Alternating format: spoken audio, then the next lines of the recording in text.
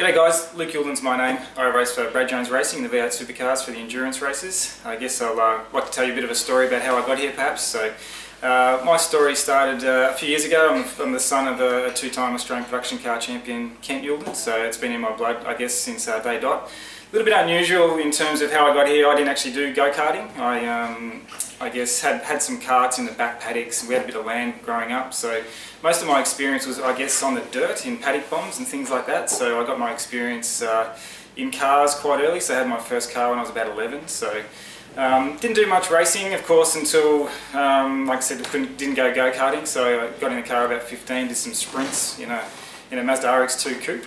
And then got into Formula Ford because that obviously recognised that that's the starting ground, I guess, if you want to pursue this in a professional manner, which is what I did.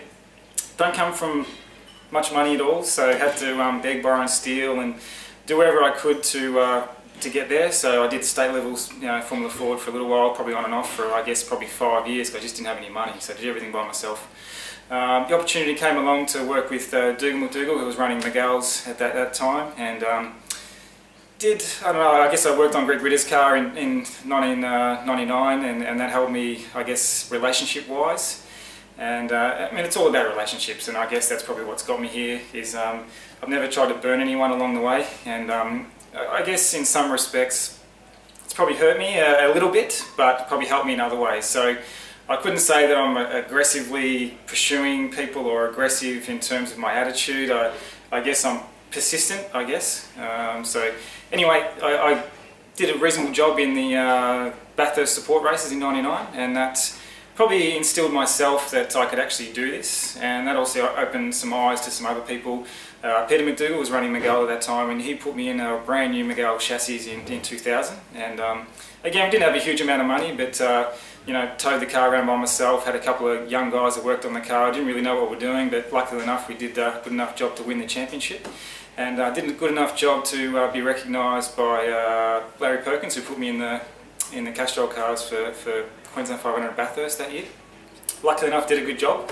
But I guess that also came about by not also doing a good job in Formula 4, but the relationship I had with Peter McDougall, who at that time had a really good relationship with Larry Perkins, and he was obviously in Larry's ear about trying to give me a steer and recognise my talent. So luckily enough, through my relationship with obviously Peter McDougall, Larry Perkins got my chance. And from then on, I've pretty much been endurance racing for everyone in the game for I don't know, 13 years now, I guess. So haven't been, again, lucky enough to have a lot of money behind me to do full-time stuff. I've had the odd full-time thing here with Carreer Cup, a little bit of stuff in development series, but I guess the mainstay for me has been the endurance races. And for my very first Bathurst I was paid, and I'm still getting paid to do it now. So I would have loved to have had a full-time steering in V8 Supercars. Things didn't go quite my way in terms of opportunities because of lack of money, I guess. Persevered, and here I am. I'm getting paid quite well to do what I'm doing. Also led me into other operations in terms of driver training, so the relationship I get with people you meet along the way just leads on to things. Everything just leads onto each other. So I guess for young guys starting out, obviously getting money is important. It helps you a lot, but you also need those relationships as well to not burn people along the way and just feed off each other, and this person knows this person knows that person. You get a good relationship with each other and you find yourself in opportunities. So it's all about maximising opportunities, I guess, once you get there as well. So that's a big part. So you just got to push whenever you can. So that's where I'm at, I guess, and hopefully that's helped you guys. I won Rookie of the Year in 2000 when I won the Formula 4 Championship, but I've been racing Formula Fords for I guess 5 years, but doing 1 or 2 races a year because that's all I could afford, you know what I mean? So I'd never done a full-time year or anything like that, so I've been racing for 5 years and never done a full year of championship in anything, you know what I mean? So obviously karting, I would have loved to have done karting when I was 7, like probably most of you guys that are watching this will do.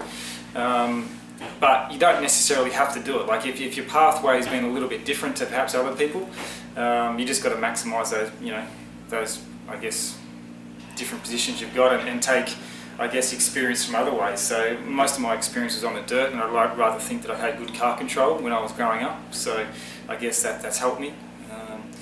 But perseverance was the key. Just like I said, just trying to get money, trying to help you know, put myself in positions where I could perhaps work for someone that did have an opportunity down the track, and it got me there. Fitness has been a big part for me. My attitude in regards to fitness was, if I could be fitter than the next guy and look like I'm fitter than the next guy, then that's not going to be an excuse for someone. So if you've got someone with equal talent and maybe a team owner recognises that you're a fair bit fitter than the next bloke, then they'd perhaps give you an opportunity, because obviously if you're you know, dedicated enough to get yourself fit, you're likely to be dedicated in other areas as well. So that's probably where I'm sitting with that. So I work very, very hard in my fitness. I'm in the gym a lot, and like I said, I don't want that to be an excuse with my career. So that's the biggest thing for me.